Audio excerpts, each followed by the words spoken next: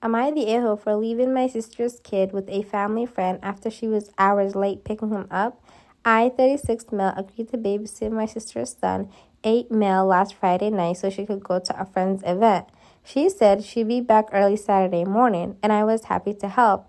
I even planned some activities for us before she came by, since I don't often get to spend time with my nephew.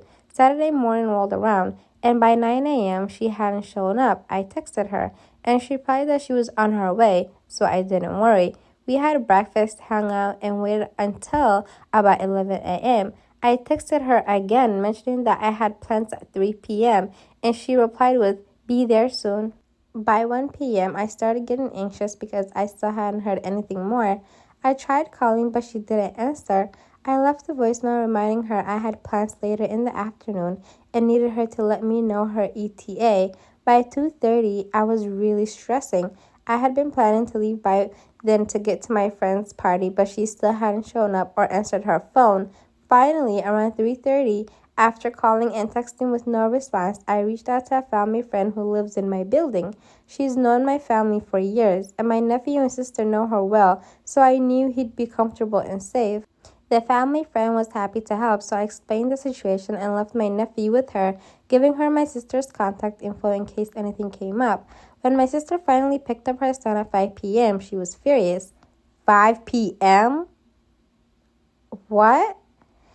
Anyways, she accused me of abandoning him, saying I'd had one job and should have waited. I explained that she promised to be back in the morning, then ignored my texts and calls. I also told her that I left with someone we all trusted. She said I should have sacrificed my plans. I would have never babysat for her ever again, even if it meant waiting all day, since family comes first. I feel guilty for leaving him, but I was hours late to my own event and frustrated by her lack of communication. Am I the a-hole for not waiting for her to show up and leaving my nephew with a trusted family friend? The thing about these type of situations is people would never act like this with either a friend or a neighbor or a random stranger or even babysitters. But people feel so comfortable acting however they want towards family members, and then whenever you try to hold them accountable, they play the, well, we're family forgives, family's supposed to do this. Like, I don't care, I don't want to be part of y'all's family no more. I would have just said okay and never babysat for her ever again. Top comment, not the a-hole. The child's mother wasn't there at the predetermined time. If she was willing to actually get in contact with you and be upfront about the actual arrival time, she could have had say in where her child will be spending the remainder of the day. Definitely not the a-hole. She should have been more responsible. And then someone commented saying, 5 o'clock? She picked up her son at 5 o'clock? What the hell is wrong with her? And then she had the balls to say that OP should have canceled their plans because her lazy A couldn't be bothered to pick up her son when she said she would. There's a lot of things I want to call her, but right now, I'll just say she's a great a-hole. OP is not the a-hole in any sense, because he's not. What the hell? Am I the a-hole for walking around in my own apartment in revealing pajamas, even though my roommate's boyfriend is always around? I, 24 female, live with my roommate, just 24 female, and we've been friends since college. We've always been pretty chill with each other, and neither of us had any issues with boundaries or sharing this space. Until recently. Just started dating Mark about 6 months ago.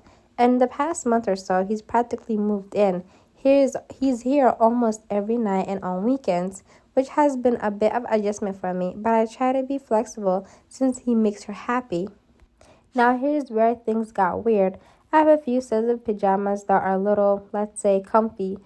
Think oversized t-shirts, tank tops, or shorts. Nothing scandalous, but definitely relaxed. Just pulled me aside and asked if I could start wearing less revealing clothes because Mark mentioned he was uncomfortable with how I walk around in the mornings or late at night. Mind you, she lives here and he doesn't. I was honestly shocked. I live here, pay rent, and these are the same things I've always worn. Plus, I don't walk around the common areas in anything inappropriate. I just dress comfortable in my own space. Just said it would be respectful to consider Mark's feelings. Or Mark can go home. That's what he could do. But I feel like this is a bit much. I told her that I'm not planning on changing how I dress in my own home, and if Mark's uncomfortable, maybe he shouldn't be over all the time. Jess is upset, saying I'm making things awkward and making her choose between her boyfriend and her best friend. Am I the a-hole for refusing to change my pajama style because my roommate's boyfriend feels uncomfortable? Well, first of all, if Mark lowered his gaze and didn't stare, he wouldn't feel too uncomfortable. Second of all, why is he here? Is he homeless? Does he not have a house of his own? And second of all, if I'm paying rent for a place, I don't give a damn if it's a cat, a dog, your boyfriend, your husband, your uncle, your auntie, your blind granny. I'm wearing whatever the hell I want. Because what's the point of having a home and paying rent for your home if you can't feel comfortable within your home? People can have guests over, yeah, but by the end of a couple of hours, wrap it up and go home. I just took a DNA test. Turns out I'm 23% related to my husband. Hi everyone. I've known my whole life that I'm donor conceived. I grew up in New South Wales and my parents were always open about it, so it was never some big secret. I didn't think much about it beyond that, though until a couple of years ago when my husband and I decided to take an ancestry DNA test. We thought it'd be fun. Maybe I'd find some half-siblings and he'd learn a bit more about his side of the family. We all got the results and I matched with him, my husband, as a half-sibling. At first, I thought it had to be some kind of mistake, or maybe I misunderstood something, but no, after looking into it, we realized his dad was also a donor, and no one ever told him. Now, here we are, married for years with 2 kids, and we're still trying to figure out how to process the fact that we're siblings. I don't even know how to explain how I feel. It's just overwhelming. Oh, that's so sad. It's just overwhelming. I love him, of course, but this changes so much. We've already spoken to genetic counselor, and we're trying to move forward, but it's like everything we thought we knew about our family has been flipped upside down. I just feel kind of lost. Has anyone else here gone through something like this? I'd really appreciate hearing from anyone else who has dealt with something similar, or even just your thoughts. Edit, this blew up much better than I intended. I'm going to speak to my husband about family therapy again and sit on this information. We have no interest in going public at this point. So she made an update saying, Update, thank you so much for all the responses, support, and advice. I've taken some time to process and I wanted to provide an update on where we're at. First, I have been in individual therapy and working through everything. It's been incredibly helpful to have a space just to unravel my thoughts. My husband has also told me that he's open to couples therapy, which is a big step for us, and I'm hopeful it will... Wait, they're going to be together still? What? And I'm hopeful it will help us navigate this together.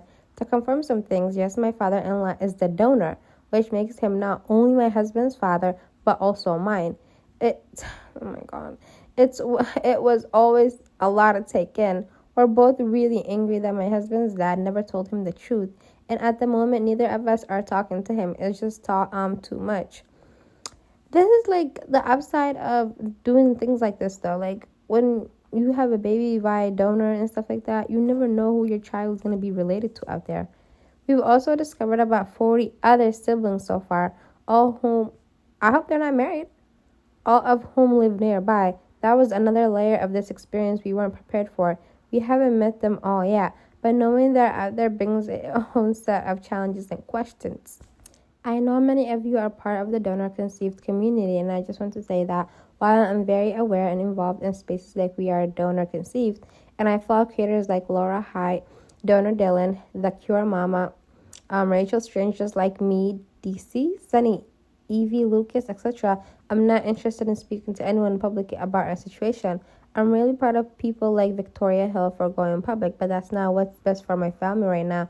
Thanks again for listening, for the advice, and for your understanding. We are taking this one day at a time. That's so sad. Oh my God, what would I do if I find out that a man I've been married to for years and I had 2 kids with my actual brother? That pissed me off. Ugh.